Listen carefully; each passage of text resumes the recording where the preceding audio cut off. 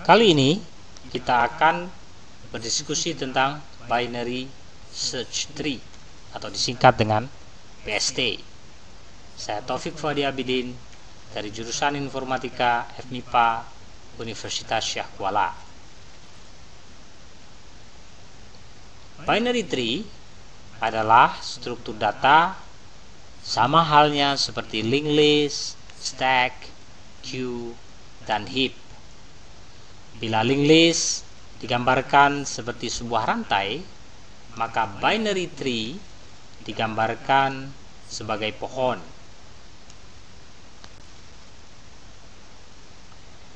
Simpul 7 pada pohon ini disebut dengan simpul root. Simpul root adalah simpul teratas dari binary tree. Simpul 10, simpul 3, simpul 6, dan simpul 14 disebut sebagai subnode atau child. Jadi 14 adalah subnode daripada simpul 10, sementara 10 adalah subnode dari simpul 7. Demikian pula 3 adalah subnode kiri dari simpul 7, dan 3 merupakan parent dari simpul 6. Simpul 13, 7, 4, dan 1 disebut sebagai simpul leaf atau daun. Jadi simpul yang tidak memiliki child disebut sebagai simpul daun. Binary tree dapat digambarkan dalam beberapa kondisi. Yang pertama adalah gambar di mana binary tree dianggap kosong. Ada sebuah pointer yang semestinya tunjuk kepada struktur data binary tree, namun dalam hal ini pointer ini masih bernilai null atau tidak tunjuk ke alamat memori bertipe binary apa manapun. Kemudian kondisi kedua dari binary tree adalah di mana sebuah pointer yang tunjuk kepada struktur data binary tree telah tunjuk ke satu alamat yang kebetulan alamat itu adalah alamat dari root 5 dari binary tree tersebut. Kondisi ketiga adalah kondisi di mana root telah memiliki child yaitu 3 dan 7 yang saat ini tidak memiliki subnode yang lain. Oleh karena itu 3 dan 7 dalam kondisi binary tree ini disebut sebagai leaf dari tree. Binary tree dapat dikelompokkan menjadi dua. Yang pertama dikenal dengan unordered binary tree, yaitu binary tree yang tidak terurut, dan ordered binary tree atau binary tree yang bisa dikatakan terurut.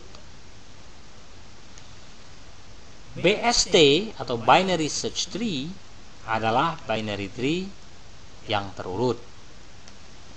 BST memiliki kelebihan bila dibandingkan dengan struktur data yang lain.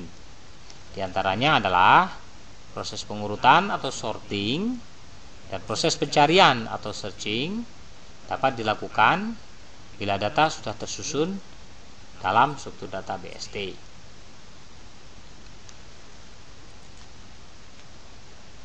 Kompleksitas dinyatakan dengan notasi big O. Kompleksitas menggambarkan biaya yang diperlukan oleh sebuah struktur data untuk melakukan proses tertentu.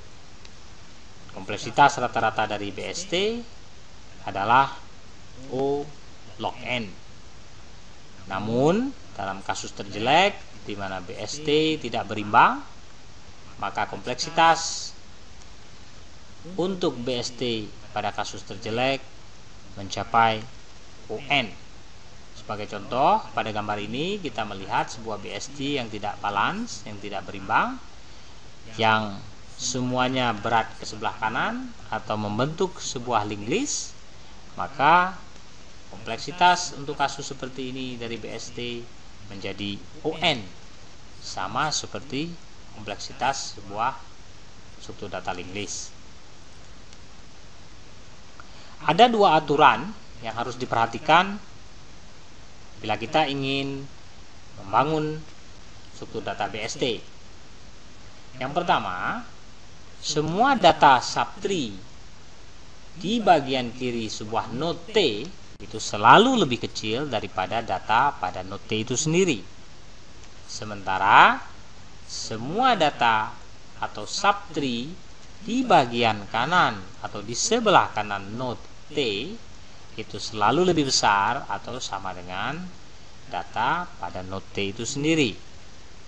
Jadi aturan ini harus diperhatikan kalau kita ingin membentuk atau membangun struktur data BST. Gambar ini memperlihatkan sebuah contoh dari binary search tree memiliki node berjumlah 9 ya, dengan kedalaman 1, 2, 3, di mana simpul 1 pada kedalaman 2, simpul 4, 7, dan 13 pada kedalaman 3 merupakan simpul daun.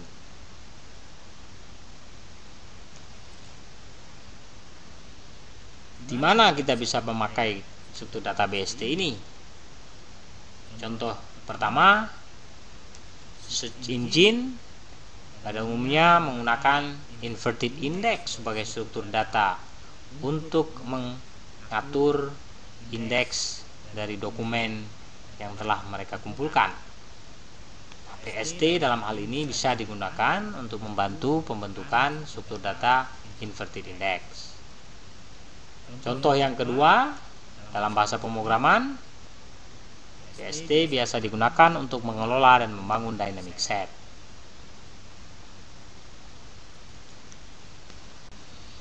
Mari kita lihat contoh bila kita memiliki data 5, 3, 7, 1, 4, 6, 8, dan 9 dan kita ingin mengatur data-data ini ke dalam struktur data BST. Maka langkah per langkah dengan memperhatikan aturan yang telah kita bahas sebelumnya, data tersebut bisa kita bangun dalam struktur data BST. Yang pertama, dikala BST masih kosong, kemudian sebuah data 5 dimasukkan ke dalam BST, maka 5 akan menjadi simpul root dari BST tersebut. Di saat simpul 3 ingin kita masukkan ke dalam BST, yang pertama harus kita cek apakah 3 itu lebih besar daripada simpul root 5 atau lebih kecil. Nah, karena 3 lebih kecil daripada 5 dan mengingat aturan yang telah kita bacakan sebelumnya, yaitu data yang lebih kecil dari node T itu harus berada di sebelah kiri dari BST, maka 3 menjadi subnode dari node 5 di sebelah kiri. Contoh selanjutnya adalah memasukkan data 7. Karena data 7 pada saat diperiksa dengan root 5 lebih besar daripada node 5 itu sendiri, maka 7 menjadi subnode dari node 5 di sebelah kanan.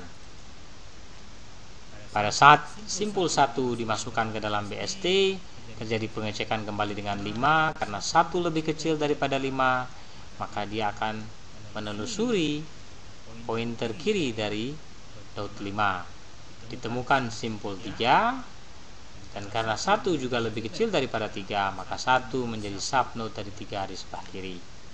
Demikian seterusnya. Pada saat 4 dimasukkan ke dalam BST, maka dicek dengan 5 dia lebih kecil, maka ditelusuri ke kanan, kemudian ketemu simpul 3, namun karena 4 lebih besar pada 3, maka simpul 4 menjadi subnode kanan dari node 3. Pada saat simpul 6 dimasukkan, maka BST kita menjadi seperti ini. 6 menjadi subnode dari node 7 di sebelah kiri. Dan pada saat 8 dimasukkan, karena 8 itu lebih besar daripada node 5, maka 8 akan berada di sebelah kanan. Dan karena 8 juga lebih besar daripada subnode daripada node 7, maka 8 akan berada di sebelah kanan dari node 7. Dan terakhir, Pada saat node 9 kita masukkan, kita cek dari root 5, kita cek dengan node 7, dan kita cek dengan node 8. Karena 9 lebih besar daripada semua node itu, maka 9 akan berada di sebelah kanan node 8. Demikian sedikit uraian tentang BST. Semoga berkenan dan dapat dipahami. Terima kasih.